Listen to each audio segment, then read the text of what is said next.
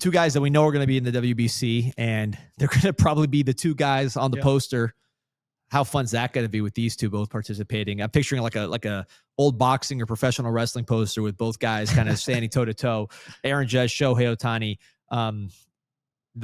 What you put in the rundown, they're still ridiculous. I think that's all you could really say. But I want to focus on a couple specific things with Ohtani. We're recording this on Monday live. He's pitching tonight, right? The word is it's probably going to be an opener situation. Rotation's been decimated by injury again. I don't know if that's something, obviously the Dodgers, detail-oriented, extremely analytical franchise. I'm sure they're wondering what the heck is going on with all these pitcher injuries. Not something that's exclusive to the Dodgers, but man, a lot of them. But now you have an ace-level pitcher who happens to be a 50-50 offensive player, your best offensive player by far, and a team of great offensive players. How do you use a Shohei Ohtani for this Dodgers team? I don't know. I'm sure they've had all sorts of discussions. I've talked at length here about how much I respect the way the Dodgers go about everything. And I think if I could grab onto the pitcher injury stuff for a thing before getting into Shohei, because they're connected, like the Dodgers are the most respected organization in all of baseball from a processes standpoint, money. They don't have a shortage of resources, a shortage of smart people. And they are being hit by this injury thing harder than anybody. It's not because they're not researching medical items well. It's not because they're not rehabbing well. It's not because they're not strength and conditioning well. This pitcher injury thing is like, I don't know. I watched good organizations spend a lot of time trying to figure this out, be conservative with guys, be not conservative with guys, throw them, hold them, inhibit, let them go, more long toss, less. We don't have this figured out at all. I think Jeff Passan wrote the arm and, he's went through this whole, try to make it a science, but it basically end up at we don't know. I don't know if we're reaching the limits of a human being's ligament with how hard things are how hard, how much, is it volume? Is it intensity? Is it both? Really weird time, especially to be a pitcher. You almost, when you draft a pitcher, you acquire a pitcher, you're pretty much putting it in your head that you're going to deal with at least one Tommy John injury. That's brutal. That's where I hope in this AI age that we figure out Tommy John and pitcher injuries, because it sucks. It sucks to have this many guys be out so regularly. And it's not just Tommy John, it's shoulder, it's lat, it's this and that. But if the Dodgers can't figure it out, we as an industry, it's clear that nobody has this figured out. So that's one thing. Before we get off that, because, you hear the old timers talk about they take pride in their durability and protecting their own arms, and they'll respond to questions maybe about their velocity by saying, yeah, well, look how many times I showed up and pitched. I didn't have to sit out. Old timers. Obviously the game has changed, but man, look at the Dodgers. One thing about their rotation, do they have any non, high octane throwers? I mean, it seems like everybody in their rotation is on the higher end of the velocity spectrum, I think. I mean, am I missing anybody? I mean, between Glasnow, all the Japanese pitchers throw, incredibly hard. They've had some guys that are just flamethrowers. Walker Buehler, when they had him. Yeah. I mean, it's not like they have a lot of guys that fit the old Jamie Moyer profile. They're all hard throwers. So is that maybe why they're getting hit by this more?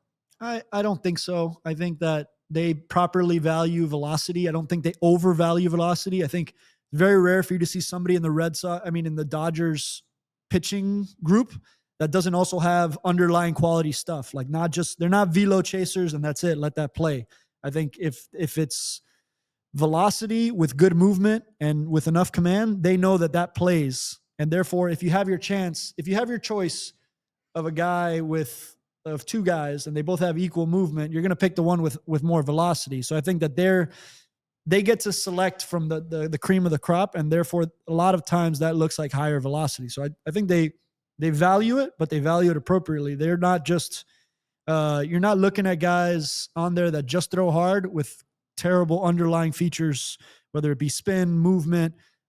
They properly value the total pitch, velocity and movement. So I don't think it's that they're chasing velocity. I think they're also chasing velocity. Okay. So I don't know if that answers your question, but it's not, I wouldn't just characterize them as a flame-throwing bullpen. They throw really hard out of their bullpen, but the stuff profiles in those bullpens, and of all those guys hurt, all those guys have borderline elite stuff profiles. And we'll see now with Ohtani here as he pitches to what a game. I mean, against the They're in Padres. first place. They're in first place and they have this many injuries. Well, So, they have Freddie Freeman, Shohei Ohtani, Mookie Betts, Will Smith. They got a lot, man. They got to get credit for that. I don't know that they get dinged for that. Right, like, right. You know, and that tells me what's really driving value. Is it pitching or is it hitting? Like, it's, if you have this many pitching injuries and you're still in first place in the best division in baseball because your lineup is saving you every night, I think I'd rather build in the position of just shoring up position players, which seem to get hurt at least more reliable clip. Pitching, you have no idea what you're going to get. I remember the Yuri Perez, and I'm excited Yuri Perez is back, but in that year, there were good arguments to hold him back. And he still got hurt anyway from a very conservative overall approach. So you can get hurt when you go conservative because they didn't pitch him in the postseason. They could have used him. But then, like, if you just run a guy, that's the argument that they made for Sandy. Well, they let Sandy throw too many innings, therefore he eventually gets hurt.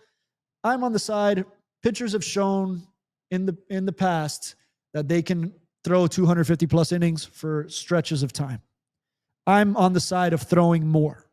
Like, especially in the offseason, especially between starts, I think we shouldn't get accustomed to just throwing like high intensity for short amount of time and then, like, you know, rest in between necessary. You have to have some rest, but you also have to keep throwing. And I deal with enough pitchers to feel like the guys who keep their throwing programs high intensity and like the guys who stay healthy aren't the guys who throw the least. I don't know what that means. I don't know where to scale that, but I see the guys that have maintained health as the guys who throw a lot and lift a lot, and they do a lot. So I don't think this is it doesn't feel like it's a volume thing, and I don't know that it's an intensity thing. I don't know what to make of this. You look at Nolan Ryan. I mean, that's kind of like the classic example, right? As far as high volume, high octane as it gets, and you know, he was extremely durable. I've heard the argument. I want to say Adam Wainwright said that pitchers are building up their velocity at a young age, and then they learn to throw off speed when their arms are already tuned up. As opposed to some pitchers, they start throwing curveballs earlier before they build their velo up, and they know how to throw curveballs. I mean, I don't know how scientific that theory is, but I've heard that from a few pitchers that like to throw curveballs and had durability, that they say, you know, you can't just chase velocity. Now you're developing your breaking pitches as a fully grown flamethrower. So I don't know if that is anything to do with that, but it's just, we don't have the answers on this show. I know, because the Dodgers don't have the answers. I think if you just grabbed a baseball and you just pressured it with your fingers, and then you just get into a slider grip and you kind of turn your hand, or you get into a splitter grip, you feel, and you have your hand on your elbow and your forearm, you feel that there are different motions. And so when you're ripping a breaking ball at high velocity, it's just a different strain. So I do think there's something to that. I just don't know that we figured out what that something is, because there are guys who go out and throw heavy percentage sliders for their whole career and maintain a high degree of health. And there are guys who throw primarily fastballs and get into trouble as well. So I do think we're throwing breaking balls at a higher volume with more, with more intensity and more willing to go to the breaking ball more often at a higher percentage. And so I do think higher breaking ball usage there's something there, but I can't directly correlate it to something, because guys threw a lot of breaking balls back in the day too. You know, it wasn't just a fastball dominant profile. But I think as we're maxing out pitch arsenals, we got sweepers, we got cutters, we got sliders, we got slurves. As we're like kind of working through all these things and maximizing those, there's a lot of reps that people don't see in the off seasons that could be adding to these injuries. A lot of tweaking that's happening to the arsenal. You're now changing your pitch grip. A lot of guys change grips, and that, like I said, that example that I used, you know, some guys, the splitter for a long time, you didn't want a guy to throw a splitter because you were worried about how that affected his elbow. Some guys throw a splitter and they can immediately feel it tugging on their UCL or tugging on their elbow. And so, but now we got guys throwing huge splitter percentages. Well, you know? One of them, we're talking about two UCLs, probably the best splitter in the game, I believe, at least when he's really rolling. Right. And I didn't answer your question on how they're going to use him, right? So what are you going to see from him? What are we going to see from this guy? I do think that there will be, because of what he represents offensively, which is a top 2, arguably number 1 player in his league in the game overall. Like, you have to be mindful that those contributions are important. But you also need the pitching, and he wants to. He's like, this isn't happening because the Dodgers are asking Shohei to pitch and he doesn't want to. That's just clearly important to him, and he has the weight, the cachet, the capital to like, no, I'm a pitcher too. He's the boss. Right. Like he's got agency in this. And so those conversations must be fascinating about how they do this. But you're not going to run him out there as a reliever unless you're in a postseason capacity and you feel good about where you are, because it's too unpredictable when you're going to get him into the game as a reliever. Right? Too unpredictable what pocket you're going to need him in. Are you going to use him as a closer? Okay, but what about the games that you're losing? Sometimes you're losing a game. You think he's down, and then you could be in a spot where you need him. And I don't think you want to be unpredictably having to utilize that guy. So, but I also don't think you're going to count on him for 7 when he goes into a game. So it kind of puts you in this hybrid opener. The opener makes the most sense, where you can schedule when he's going to be in the game, right? Or you envision somebody opening for him, and then he's the piggyback for the middle of the game. That could possibly happen too. But my guess is that they're going to do some sort of opener capacity and see where it goes from there. But I think baseball is better when Ohtani's doing both. So I love watching this. I love seeing it. And to see him, the idea that we won't get Shohei Ohtani closing the game against Mike Trout in the World Baseball Classic, like that's one of the better moments in all of baseball, period. And so I like that this is back. I'm not really on the conservative side of pitchers should be held back or thrown or withheld from games. 30 people live here. Like and subscribe. Nice. Get in the comments, man. Appreciate everybody. As a fan, just how good he is mentally and how kind of a big moment guy he is. You kind of want him at the end of the game. But then the question is just practically, and I don't know the answer, the ability to warm up to be a reliever when you're also the most important offensive player. Is that something that just as a practical matter becomes difficult from a timing standpoint? Like, how does that work getting ready to come in the game as a closer when, you're the most important offensive player on the team? I mean, any pitcher here would spotlight, and they all have different abilities to warm up and get hot for a game. Some guys will need to start their process to get hot as a reliever in the 3rd inning. All the mobility stuff, all the throwing, all the visualization, those kinds of things that like you can do because you're not in the game. Shohei is going to be locked into this game. So that's why the reliever feels really exceptionally difficult for him to appropriately get warm, appropriately get into a game. And then you're not in control of when you could use them because you don't know what games you're going to be in and out of. That's why I think as a starter, you get to plan on the front end. You get to front load your entire ramp up process, and if you come in behind anybody, you don't get control of that. And he's got to do this thing. What I'm interested in is if they're going to let him hit the days that he's pitching. I think that'll be an interesting marker for how this is going to be approached, because they're going to want that bat in the lineup every chance that they could get. But as a starter is the only way you get to have control of the warm up, the ramp up in a way that you feel is safe, appropriate, and just tactful for a player of this caliber. Yeah, I'm pulling up the baseball savant. I mean, it's hard to navigate because you got to pull him up as a pitcher. But, we're talking about a guy, this is his last season here. The actual stats were outstanding, but just going under the hood, breaking ball, 95th percentile, overall as a pitcher, 85th percentile, fastball velo, 88th percentile. I thought that'd actually be higher. The K percentage, 94th percentile. So, I mean, just whiff rate, 82nd percentile. So just an elite, and this is as a starter. So do you think we might see him today with all the adrenaline and everything else? Do you think he goes out there and throws a couple triple-digit pitches, or do you think he's more of a pitcher maybe? Not that he wasn't before, but even more of a, mid-90s kind of guy than we saw last time? I think it's very hard for pitchers to be like throwing 85%, for example. So when you're out there and your intensity's ramped up, you're kind of like, it's really hard to have your governor stop at 85 and you don't maybe need to redline at 100, to where you're just like chasing velocity out there. But I think we're going to be seeing his baseline, to me, is high enough where we may very well see a ramped up like Shohei Ohtani that maybe does hit triple digits. I wouldn't be surprised about that. But I also, it wouldn't surprise me to see something a tick below that, just because there's a progression. This isn't it's a progression into him being, having his feet under him. And it's only because he's hitting. he was just a pitcher, maybe we wouldn't see him right now.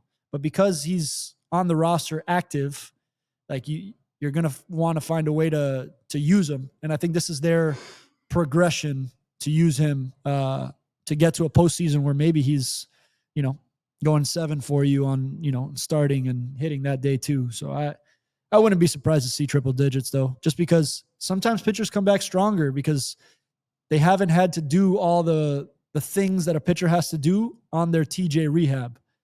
Like they get hurt. And so now maybe they have a deeper appreciation for the things that maybe got them hurt. Right. And I think that his rehab process will have been an elite level rehab process. But it's interesting because Tom House, I don't know if you know that name. He's one of the most recognized pitching coaches over the past Tom few Brady's generations. coach as well. Right. And I think that's Tom House is connecting his hitting to his getting hurt on the pitching side of things. And I don't know that it's not that I don't buy that. He's got, decades of experience, but it's interesting that that's what he's spotlighting, that like his ability to do both is what's impacting his ability to pitch. Right. And I don't know, man, he's such a strong physical outlier of a person that I wouldn't put anything past him at this point. I think he could come back and be Nolan Ryan on the mound and Shohei Ohtani at the plate. He might be one of those guys. I think the craziest thing to me about Ohtani is if you go back to Babe Ruth, which you have to because that's the only comp, he was growing up. The reason Babe Ruth always kind of won every argument was, well, he was also an elite pitcher. But at that time, when people were throwing, I just looked it up, in 1920, the leader in innings, Pete Alexander, 363 innings, yep. Right? And, not a lot of rest. Guys were playing a lot. So at a time when people really pushed it, even then they said, hey, Babe Ruth, pick one. He didn't do it really at the same time for an extended period. So it's like what this guy's doing is so unusual, not only in this era where we're trying to protect the players, but even in the era where guys work themselves to death durability wise. It was still too much for Babe Ruth to pitch and do what he does on offense. So think back to, when sports are at their peak. And I think baseball right now, my belief is baseball's at its absolute peak, at least in a long time. NBA had Magic and Bird, then later Jordan. NFL had Brady and Manning. We got two guys right now standing above everybody else. You have Aaron Judge, who is on pace for maybe the best WRC plus season, offensive season, however you want to slice it, ever, including the guy we just talked about with, Babe Ruth, Barry Bonds during the steroid era. I mean, you're talking about the highest levels. And then, of course, Ohtani now returning to pitching. So now you really start the debate because you have the pitching part thrown in. So let me ask you, if Ohtani can pitch, maybe not the amount of innings, but the amount of quality that he did when we last saw him, which was ace level. Yep. And his hitting is at the level it is now, which is even better than it was before, as good as it gets in any era except for this era living with Judge. Who is the best baseball player in the world right now? I think Aaron Judge is the best offensive player in baseball, best offensive force in all of baseball. But I think Shohei Ohtani is the best baseball player our generation has ever seen, and maybe any generation has ever seen, total baseball player. It's hard to, and this is no disrespect to Aaron Judge, and I think this is it's a credit to your point about us watching the best baseball maybe in the history of baseball, best quality of baseball.